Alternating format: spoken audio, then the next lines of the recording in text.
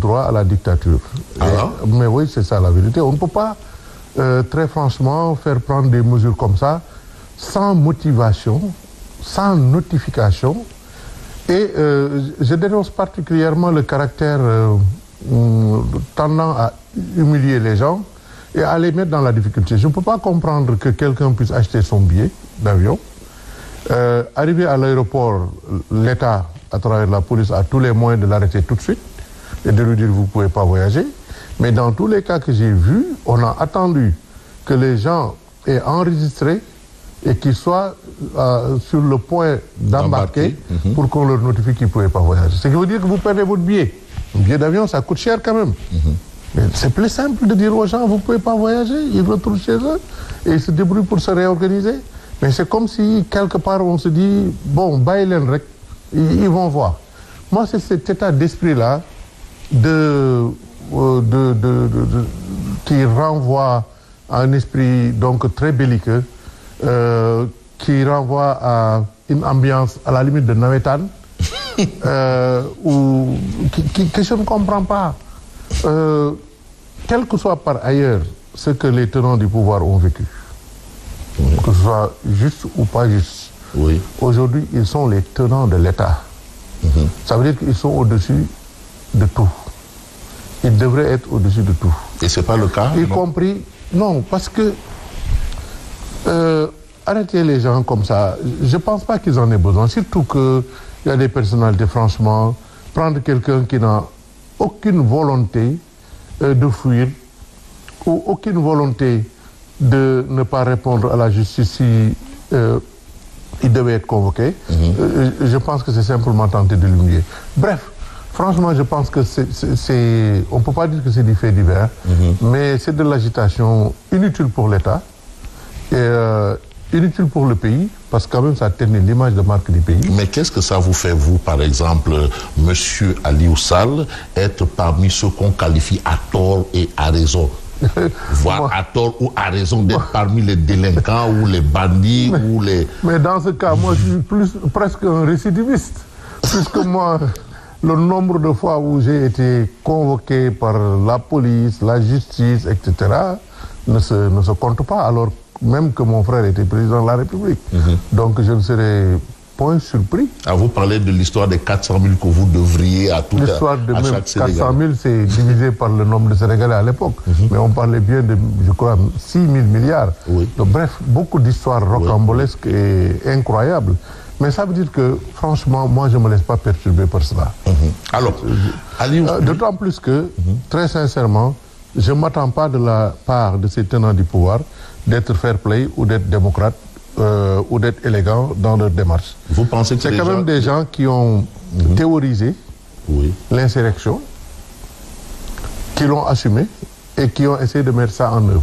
Non, mais ça, c'est quand ils étaient dans l'opposition. Oui, je veux dire, des gens qui étaient déjà dans l'opposition ont théorisé les bienfaits de l'insurrection, ont l'assumé publiquement et ont essayé de le mettre en œuvre. Ces gens-là, quand ils arrivent au pouvoir, de façon démocratique certes, mais aussi de façon un tout peu chaotique, je ne peux pas m'attendre à ce qu'ils soient les chantres de la démocratie, du fair play et de l'élégance républicaine. Non, mais eux, ils parlaient de réaction face à une oppression du pouvoir d'alors.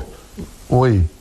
Ce que je veux dire, c'est que tout ce qu'ils nous ont montré en termes de stratégie politique, de déploiement politique, vraiment ne présage pas qu'ils aient un comportement en faveur de la promotion de la démocratie. D'ailleurs, depuis qu'ils sont arrivés au pouvoir, dans leur vocabulaire, on n'entend pas les mots de paix, les mots de démocratie, les mots de stabilité, les mots de sérénité, toutes choses qui font la richesse de ce pays. Certes, quand on parle de reddition des comptes, c'est de la démocratie, oui. Mais le vocabulaire de la bonne gouvernance chez eux se limite à cela. Or, la démocratie, c'est aussi le fair play, c'est aussi l'esprit du dialogue. C'est aussi l'élégance dans la démarche. C'est aussi la tolérance, c'est aussi le sens du dépassement. Tout ceci qui est totalement absent de leur démarche. Mais eux, ils ont suffisamment démontré que seule la lutte paye. Et vous pensez qu'il faut le leur rendre autant? Non.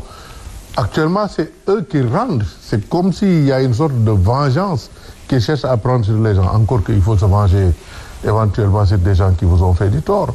Mais je ne vois pas le tort que certains, comme Manar Sall, je le cite, comme ça, le tort qu'un certain Manar Sall peut leur faire jusqu'à se voir interdit du territoire, alors que Manar, de ce que j'en sais, n'était même pas impliqué en politique.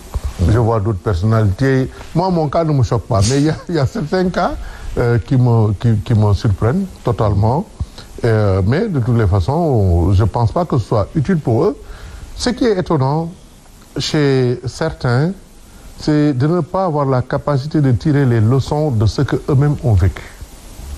Quand même, eux ou leurs prédécesseurs en politique, toujours quand il y a eu acharnement sur des gens, ça s'est retourné sur ceux qui ont opprimé. Donc il y a eu quand même acharnement à un moment. Non, je veux dire, eux, ils ont théorisé le fait que l'État s'est acharné sur eux. Oui. Donc je suis surpris qu'eux-mêmes, qu'ils essaient de s'acharner sur les gens, en sachant que, en bout de compte, c'est eux qui vont en subir les conséquences néfastes, parce qu'à un certain moment, les gens, ils vont pas accepter cela et ils vont faire face. Voilà. Alors, probablement avec l'Assemblée nationale qui vient d'être dissoute, il y aura, je ne veux pas dire un équilibre de la terreur, ça c'est trop dire.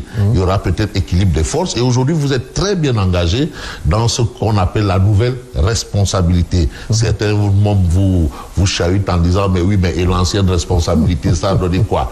Vous suivez mon regard. Ouais. Donc, allez-y comprendre. Est-ce que la dissolution de l'Assemblée, à votre avis, peut être considérée comme du pain béni?